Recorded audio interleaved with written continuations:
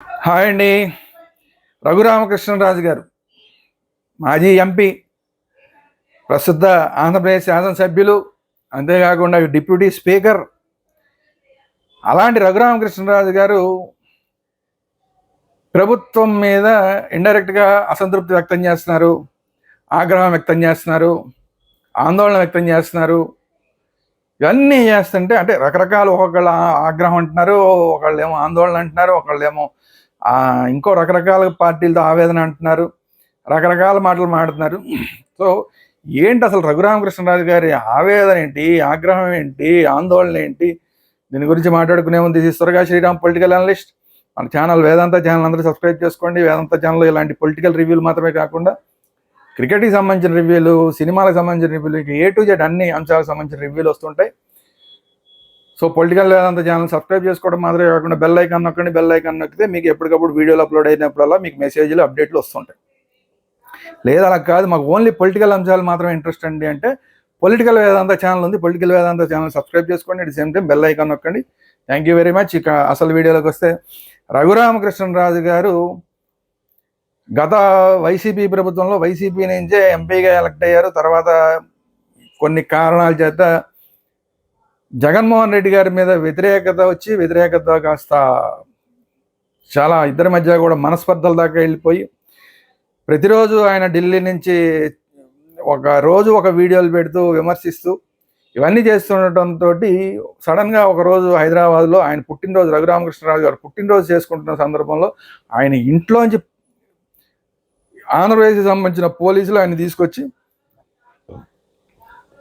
Arrest చేయడం, అలాగే ఆ తర్వాత 3rd డిగ్రీ ప్రయోగం చేశారనేది ఆయన చెప్తున్న మాట. దీని మీద కేసులైనాయి. ఆయన మళ్ళీ ఢిల్లీ వెళ్ళిపోయారు. ఆయన మళ్ళీ కూడా హాస్పిటల్లో కూడా చంపేసే ప్రయత్నాలు జరిగినాయి అంటున్నారు.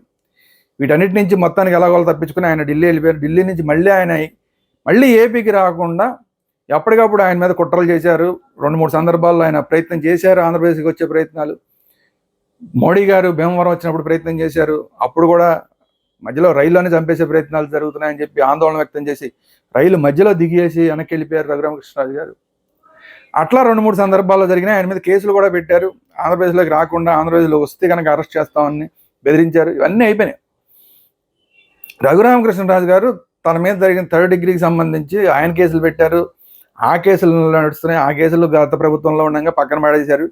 కానీ ఇప్పుడు కూటమి ప్రభుత్వం వచ్చిన తర్వాత కూడా 7 నెలలు అయిన తర్వాత కూడా ఆ వాటిల్లో ఏమాత్రం కదలిక సరిగ్గా లేదు అనేది ఆయన ఉద్దేశంలా కనబడుతుంది. ఎందుకంటే ఇప్పుడు అధికారంలో ఉన్న తెలుగుదేశం పార్టీ తరఫున మళ్ళీ ఆయన ఎలక్ట్ అయ్యి ఎమ్మెల్యేగా ఉన్నారు. దానికి తోడు లేటెస్ట్గా డిప్యూటీ స్పీకర్గా కూడా ఎలక్ట్ అయ్యారు.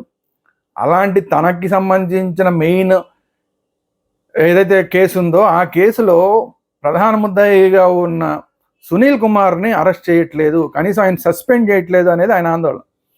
ఆయన పాయింట్ ఆఫ్ వ్యూ ఏంటంటే, సరే ఎట్టి పరిస్థితుల్లోనూ ఆయన ఎఫ్ఐఆర్లో ప్రధాన ముద్దాయిగా ఉన్నప్పుడు, ఎఫ్ఐఆర్ అంటేనే ప్రాథమిక సాక్ష్యాలు ఉంటేనే, ప్రాథమిక ఆధారాలు ఉంటేనే ఎఫ్ఐఆర్ బుక్ చేస్తారు.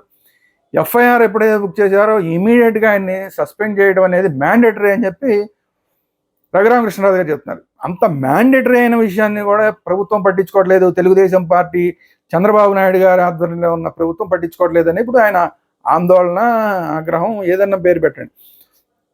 మీడియా అంతానేమో ఆగ్రహం ఉంటుంది, ఆయనేమో ఆగ్రహం అంటే బాగోదండి, నాకు ఇబ్బందులు వస్తాయి, ఆందోళన అని పెట్టుకుందాం అని అంటున్నాడు. ఆయన చెప్పుకుని ఆందోళన అనుకున్నా కూడా ఆగ్రహం వెనకాల ఉన్న ఆందోళన, ముందు ఆందోళన కనబడుతుంది, వెనకాల బ్యాక్గ్రౌండ్లో ఆగ్రహమే ఉంది.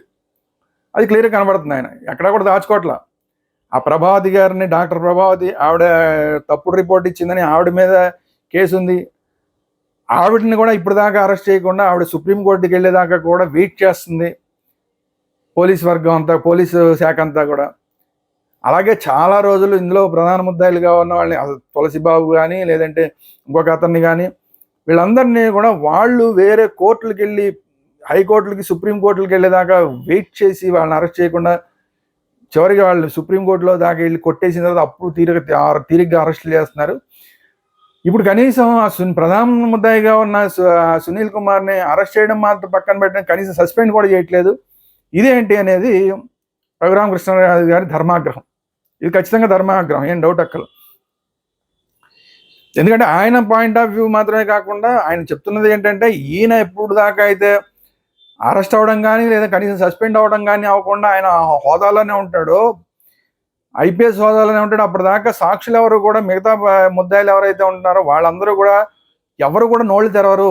ఎందుకంటే నోళ్ళు తెరిస్తే వాళ్ళకి డేంజర్. ఎందుకంటే ఈయన ఇంకా పొజిషన్లోనే ఉన్నాడంటే ఏంటి, ఆయన మీద సాఫ్ట్ కార్నర్తో ప్రభుత్వం ఉంది, అలాంటప్పుడు మనం ఎందుకు నోరు తెరిచి మనం ఎందుకు చెడ్డ అవడం అని చెప్పి వాళ్ళు కూడా అసలు మాకేం గుర్తులేదు, మేము ముసలాళ్ళం అయిపోయామని ఒకళ్ళు, నాకు సంబంధం లేదని ఒకళ్ళు, ఇలాంటి మాటలే మాట్లాడుతున్నారు. పోలీసులు వాళ్ళని కస్టడీలోకి తీసుకున్నా కూడా కోర్టులు ఇస్తున్నాయి, 2 రోజులు 3 రోజులు కస్టడీలు ఇస్తున్నాయి. ఉపయోగం ఉంది. ఒక ఆయన తీసుకెళ్తేనేమో నేను ముసలాడిని అయిపోయాను, నాకు అలా ఏం గుర్తులేవు అని చెప్తున్నాడు. ఇంకొక అతన్ని తులసిబాబుని తీసుకెళ్తేనేమో నాకు అసలు ఈ కేసుతో నాకు సంబంధం లేదని చెప్తున్నాడు. ఓ పక్కన ఆధారాలు చూపిస్తున్నా కూడా వీళ్ళిద్దరు మాకు గుర్తులేదు, లేదంటే మాకు సంబంధం లేదు, ఇదే మాటలు మాట్లాడుతున్నారు. కారణం ఏంటి, మెయిన్ ముద్దాయిగా ఉన్న ఆయన ఇంకా అధికారంలో ఉన్నారు, ఆయన మీద కనీసం సస్పెన్షన్ కూడా చేయలేదు. సో ఆయన అధికారంలో ఉన్నంతకాలం మనం ఏం మాట్లాడినా కూడా మనకి యాడ్వర్స్ ఎఫెక్ట్ పడుతుంది. ఎందుకంటే భయం ఉంటుంది. ఆయన ఎప్పుడైతే ఇప్పుడు ప్రధానమంత్రిగా ఉన్న సునీల్ కుమార్ సస్పెండ్ అయిపోవడం లేదంటే అరెస్ట్ అయిపోవడం అయితే ఓకే, ఈయనకి ఇంకా అధికారాలు లేవు, ఈయన మన ఏం చేయలేడు అని ఒక ధైర్యంతో వాస్తవాలు చెప్పడానికి కనీసం ముందుకు వస్తారు. లేకపోతే ఎందుకు ముందుకు వస్తారు? కరెక్ట్ ఆయన మాట్లాడిన మాట, రఘురామకృష్ణరాజు ఇదే మాట మాట్లాడుతున్నారు, అదే ఆయన మాట్లాడిన దాంట్లో తప్పు పట్టాల్సిన అవసరం లేదు, ఖచ్చితంగా వాస్తవాలు అవన్నీ. దీనికి మరి ప్రభుత్వ వర్గాలు సమాధానం చెప్పాలి, ఖచ్చితంగా సమాధానం చెప్పాలి. మీ ఎమ్మెల్యే మీ డిప్యూటీ స్పీకర్గా ఉన్న ఆయనకి సంబంధించిన కేసునే మీరు పట్టించుకోకపోతే, దాంట్లోనే సస్పెన్షన్ లేకపోతే ఇంక మీరు మిగతా వాళ్ళందరికీ ఏం న్యాయం చేస్తారు? రాష్ట్రంలో వైసీపీ వాళ్ళ దారుణాలకు గురైన వాళ్ళు, వాళ్ళందరికీ కూడా అన్యాయానికి గురైన వాళ్ళందరికీ మీరు ఏం న్యాయం చేస్తారు అనేది సామాన్యుడు అడుగుతున్న క్వశ్చన్. దీనికి ప్రభుత్వం ఖచ్చితంగా సమాధానం చెప్పే పరిస్థితిలో లేదు. పోనీ ఐపీఎస్ ఆఫీసర్ల మీద లేట్ అవుతుంది అనుకుందాం అంటే, పక్కన జత్వానీ కేసులో ఆల్రెడీ ఐపీఎస్ ఆఫీసర్లుగా ఉన్న వాళ్ళని సస్పెండ్ చేశారు, వాళ్ళు కొంతమందిని వీఆర్లో పెట్టారు. మరి ఈ ఐపీఎస్ ఆఫీసర్ మీద ఎందుకు చర్యలు తీసుకోవట్లేదంటానికి సమాధానం ఉందా? ఏమి లేదు. సో వీటన్నిటికీ సమాధానం చెప్పాల్సిన బాధ్యత ప్రభుత్వానిదే, పోలీస్ శాఖదే. సో పోలీస్ శాఖ నిర్లిప్తంగా ఉంది రఘురామకృష్ణరాజు గారి విషయంలో అనటంలో ఎవరికి సందేహాలు ఏం లేవు ప్రజల్లో. అది ఎందుకు జరుగుతోంది అనేది అసలు ఎవరికి అర్థం కాని ప్రశ్న. చంద్రబాబు నాయుడు గారికి ఏమి ఇబ్బందులు ఉన్నాయి ఈ విషయంలో, లేదంటే పోలీస్ శాఖకి ఏంటి ఇందులో, వీళ్ళ ఇంట్రెస్ట్లు ఏంటి, లేదంటే వీళ్ళు ఎందుకు కాపాడుతున్నారు, ఎందుకు సస్పెండ్ చేయట్లేదు, ఎవరికైనా భయపడుతున్నారా? ఈ ప్రశ్నలకు ఎవరి దగ్గర సమాధానం లేవు. సమాధానం చెప్పాల్సిన ఎవరు చంద్రబాబు నాయుడు గారు చెప్పాలి, లేదా పోలీస్ శాఖ చెప్పాలి. వీళ్ళిద్దరు చెప్పరు. సో అప్పటిదాకా రఘురామకృష్ణరాజు గారి ఆందోళన, ఆగ్రహం, ఆవేదన అన్నీ కంటిన్యూ అవుతూనే ఉంటాయి. మీ ప్రభుత్వంలో మీ డిప్యూటీ స్పీకరే, మీ ఎమ్మెల్యేనే మిమ్మల్ని విమర్శిస్తూ ఉంటే, మీ మీద మీరు సరిగా పనిచేయట్లేదని ఇండైరెక్ట్గా ఆగ్రహం వ్యక్తం చేస్తూ ఉంటే, ఈ ప్రభుత్వం ఏం పని చేస్తున్నట్టు?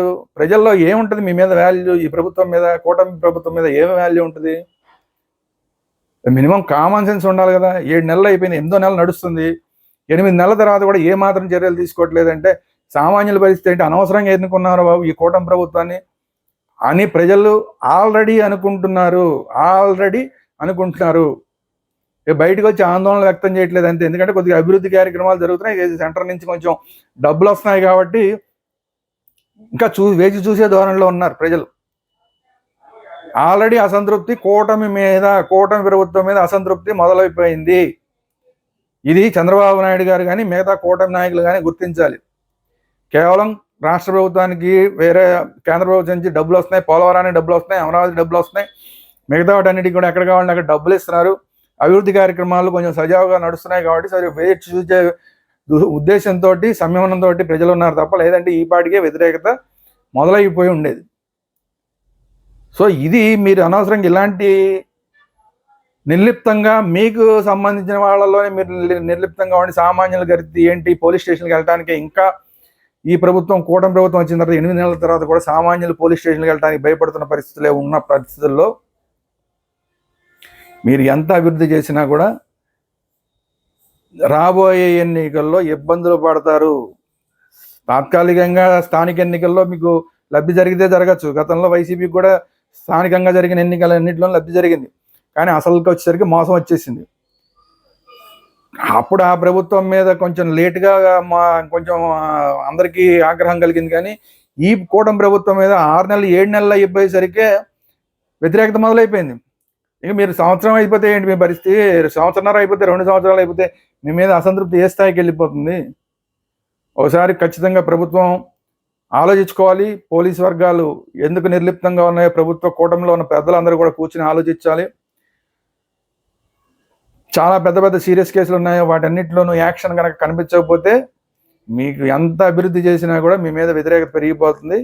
తస్మాత్ జాగ్రత్త. కూటమిలో ఉన్న ప్రతి ఒక్క నాయకులకి ఇది ప్రజలందరూ చేస్తున్న హెచ్చరిక. ఇది ఈరోజు వీడియో. ఈ వీడియో కనుక మీకు నచ్చినట్టు లైక్ చేయండి. మీ అభిప్రాయాలు ఏంటనేది కామెంట్ రూపంలో తెలియజేయండి. అలాగే ఈ వీడియో అందరికీ షేర్ చేయండి.